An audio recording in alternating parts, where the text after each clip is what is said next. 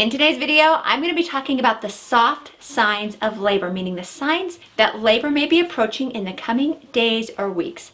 And I will be doing that right now. But first, my name is Diana. I'm a physician assistant and I specialize in women's health and gynecology. Thank you for watching. I hope you remember to hit the subscribe button and also hit the notification bell so you won't miss future uploads.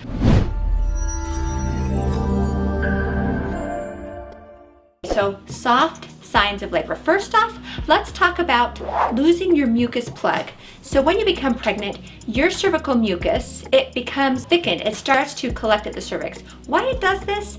Well, the theory is that it helps to act as an added barrier of protection for your baby from the outside world. It helps to prevent bacteria from entering through the cervix and into the womb by blocking its passage. Now, as you get closer to your due date, the cervix begins to thin out and even dilate a little to prepare for labor. Now, as this happens, it sort of loosens the mucus from the cervix, and then that mucus is discharged out. Now, it can come out as a large glob, or you could just notice that you are having an increased amount of thick vaginal discharge. So if you notice that, you don't need to go to the hospital. You can kind of just take note of it. You can even mention it to your OB at your next appointment if you'd like, and they might even ask you about it. You can just know that, hey, your body is preparing to bring your baby into this world. Number two, the baby drops. Now, this is also called lightning or engagement. So as the baby grows, the growing uterus moves higher and higher up into your abdomen until eventually you wonder seriously if there's any more room up there for the baby to go. And they're going to be pushing on your ribs and your lungs and your stomach, and I'll be honest, it's pretty uncomfortable. But when the baby drops, this means that the baby moves lower into your pelvis as they are getting into a position for birth. Now, as they drop, you will notice a little more breathing room up high in your abdomen. Your heartburn might improve, you can breathe easier, and you might have less pain in your ribs. Some people feel lighter up there, which is probably where they got the name. Now, the downside is that you will notice a lot more pressure in your pelvis. You might feel more pain down there. You might have to go to the bathroom more often as the baby is putting more pressure on your bladder too. Now, if this is your first pregnancy, you might feel the baby drop 2 to 3 weeks before your delivery. Now, if this is your second or your third or more, you may not notice the baby dropping at all until active labor. Number 3 is bloody show.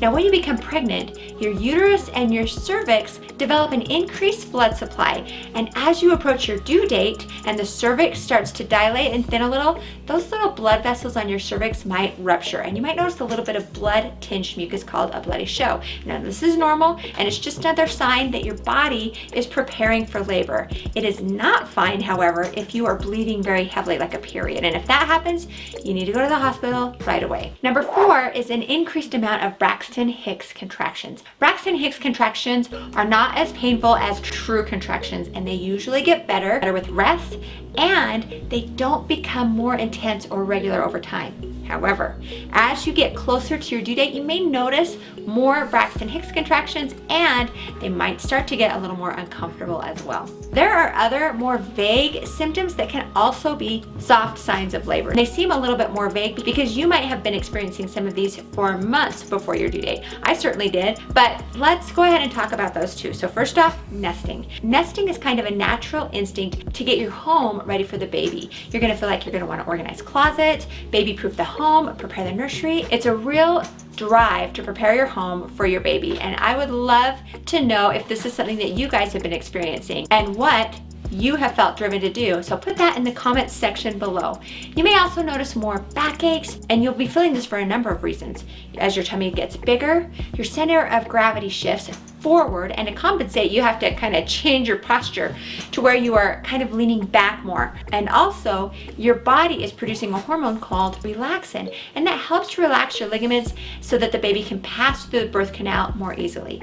But these loosened ligaments and joints can also be more achy at this point. And then, as your baby drops, this can cause even more pain and more pressure in your low back and your pelvis. Now, if you want to know about the sure signs that you are in active labor, I have done a video about that, and I'm going to put a card right above here. Check that out as well so that you know what to look for when that time comes. So again, all of these soft signs of labor are just things that you notice that show that your body is progressing and preparing for delivery, but they don't usually mean that delivery is imminent. You can kind of take note of them, talk to your OB about them at your next appointment, ask any questions you have, but hey, If there are ever any symptoms that you're not sure about or that you're feeling anxious about, you can always call your OB. That's what they're there for. Or just go to labor and delivery to be checked out. But if you enjoyed this video, guys, I hope that you give this video a thumbs up. Also, make sure to subscribe to Dianainthepink and share this video with anybody that you know that's in their 3rd trimester of the pregnancy that could also find this video useful as well. Now, I've actually done an entire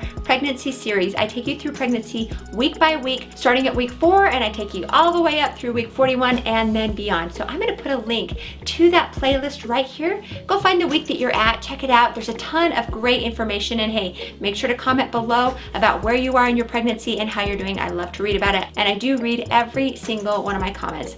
So go ahead and click on that link right there. I'll see you over there.